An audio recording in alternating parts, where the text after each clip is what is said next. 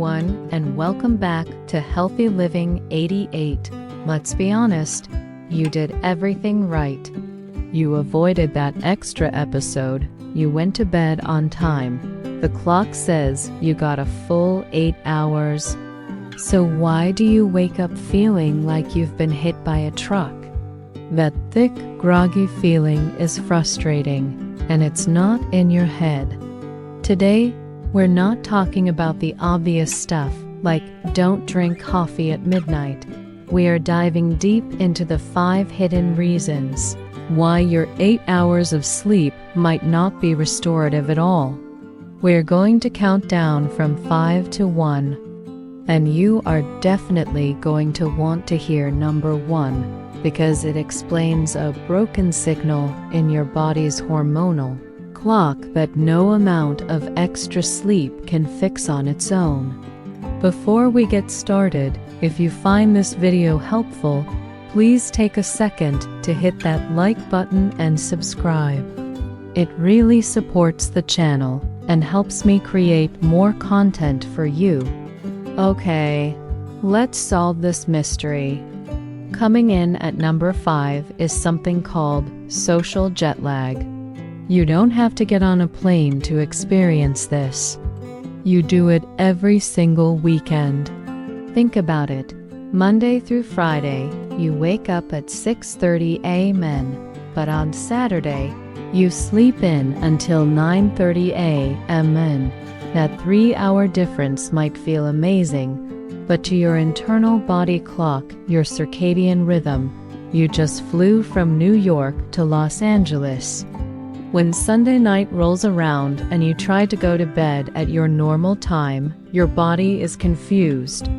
It's playing catch-up all week, leading to that tired, jet-lagged feeling on Monday and Tuesday, even if you got 8 hours. Consistency is king, even on the weekends. At number 4, we have the sleep wrecker you think is a sleep helper, alcohol.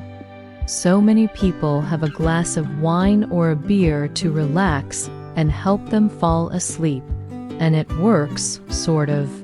Alcohol is a sedative, so it will knock you out. But here's the trap. As your body metabolizes the alcohol during the second half of the night, it causes a rebound effect.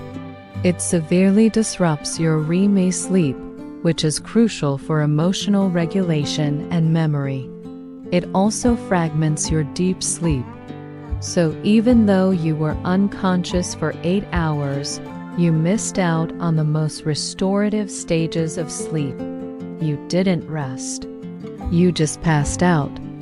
At number 3, your bedroom is secretly working against you.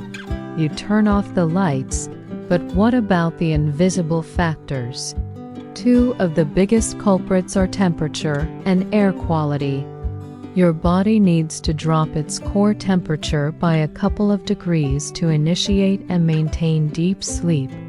If your room is too warm or your blankets are too heavy, your body has to work to cool itself down instead of resting and repairing. Even more surprising is air quality. If you sleep in a sealed, poorly ventilated room, carbon dioxide levels can build up overnight. Your brain senses this, and it can lead to more shallow breathing and a higher heart rate, preventing you from sinking into deep, restorative sleep. Okay, at number 2, we have one of the most common but overlooked issues: the silent sabotage of your breath. Specifically, I'm talking about mouth breathing. When you sleep, you should be breathing through your nose. Nasal breathing is our body's built-in filtration and humidification system. It helps you get more oxygen, and it stimulates the calming rest and digest part of your nervous system. Mouth breathing, on the other hand, is associated with a low-level stress response. It can lead to snoring and lower oxygen saturation, meaning your brain and body are being subtly starved of oxygen all night long. You might not even know you're doing it, but you wake up exhausted because your body was in a state of quiet panic instead of deep rest. And that brings us to the number one hidden reason you wake up tired after 8 hours of sleep: the broken wake-up signal. This is all about a hormone you know well: cortisol. We think of cortisol as just the stress hormone, but it's also your get-up-and-go hormone.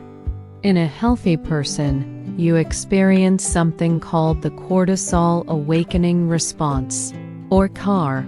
About 30 to 45 minutes after you wake up, your body should release a big surge of cortisol.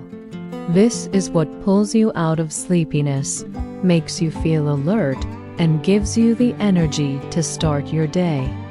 But due to chronic stress, poor light exposure in the morning, or a messed up sleep schedule, that signal can become broken.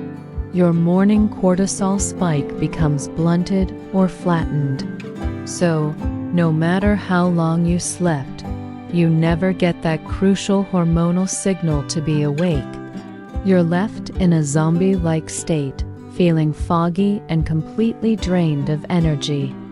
So, as you can see, the mystery of feeling tired isn't just about the quantity of your sleep, but the hidden factors destroying the quality. Now that you know the why, you probably want to know the how. How do you fix these things? That's why our very next video will be 5 steps to fix your morning energy for good, where we'll turn this knowledge into an action plan. If you just skip to the end, you miss the number one reason you're tired: a broken hormonal signal in your body that's keeping you in a groggy state. It's worth rewinding to understand it. Thank you so much for watching. Hit that subscribe button so you don't miss the next video, and as always, live healthy.